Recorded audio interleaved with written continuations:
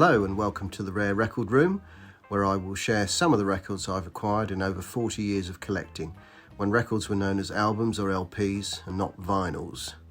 If you're interested in the content, please feel free to hit the like button and check out my other videos. If you'd like to hear about forthcoming videos, then please do subscribe to the channel for notifications. I hope you enjoy the following selection. In today's episode, I shall be looking at the rockabilly genre of the 1950s, an early form of American rock and roll from the southern states. We begin this journey with an album of bluegrass music, a style which features acoustic stringed instruments, particularly the banjo, guitar and bass, but also fiddles, and emphasises the offbeat. Bluegrass is a category of hillbilly music, later known as country, and rockabilly itself blends hillbilly with rhythm and blues. A major exponent of hillbilly, although he disliked the term, was Hank Williams. After the Country Music Association was founded in 1958, the term hillbilly gradually fell out of use. The guitarist Duane Eddy, shown here covering Hank Williams' trademark song, I'm So Lonesome I Could Cry, cornered the twangy electric guitar sound which is often associated with rockabilly.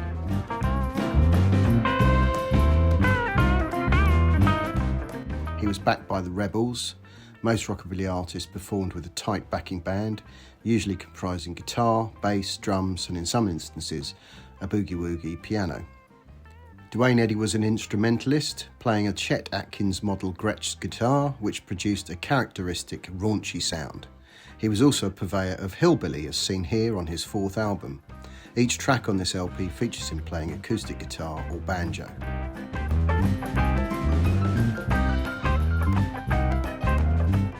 Similarly, Johnny Cash, a rockabilly pioneer, kept one foot in traditional country and hillbilly music, as shown here.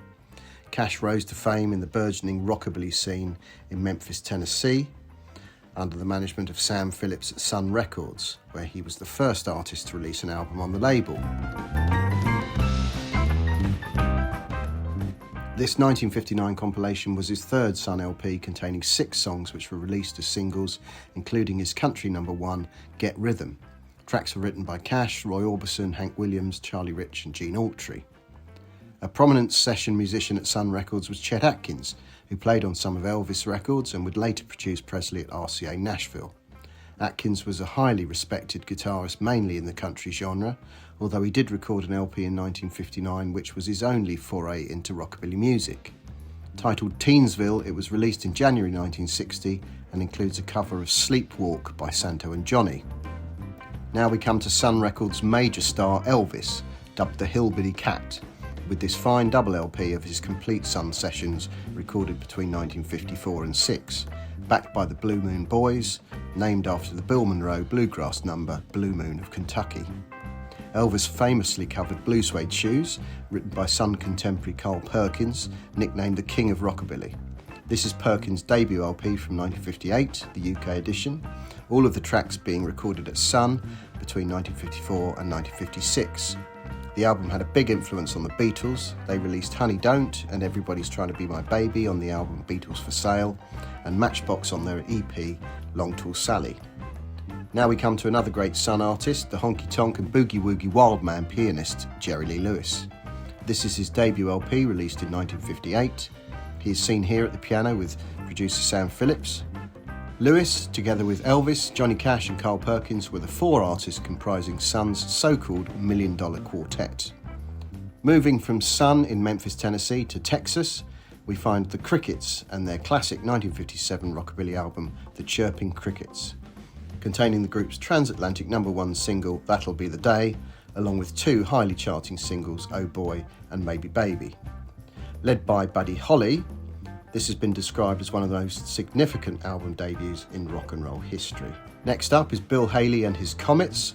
Formerly a Western swing artist, he recorded a rockabilly version of Ike Turner's Rocket 88, one of the first rock and roll recordings, and changed his musical direction. His first studio LP here, despite the misleading title, dates from 1956 following a couple of singles collections. It was a UK number one and features the famous cover of Choo Choo Boogie and Haley's own Hot Dog Buddy Buddy. Now to Norfolk, Virginia and Gene Vincent and the Blue Caps. This is his 4th album from 1958 and features 2 covers of songs written by Hank Williams. Vincent became the first inductee into the Rockabilly Hall of Fame. Finally, we come to Vincent's friend and contemporary rocker Eddie Cochran, who perhaps more than any other captured teenage frustration, desire and rebellion in the mid to late 50s and early 60s. Apart from his music, his image as a sharply dressed young man with a devil-may-care attitude epitomised the rockabilly genre and set him apart from the typical leather-clad greaser look of rock and rollers. In his tragic death, aged 21, Cochran achieved iconic status and cemented a live-fast, die-young reputation. He sadly died in a car crash in 1960 while on tour in Britain with Gene Vincent. As a result of the accident, Vincent endured a limp for the rest of his short life, he himself passing at the age of 36. Our last record is a fine rockabilly compilation from Sun Records, collecting their major artists except Elvis Presley and Johnny Cash, whose Sun recordings have passed elsewhere. The lineup includes Carl Perkins, Jerry Lee Lewis, Bill Justice, Billy Lee Riley, Charlie Rich and Roy Orbison.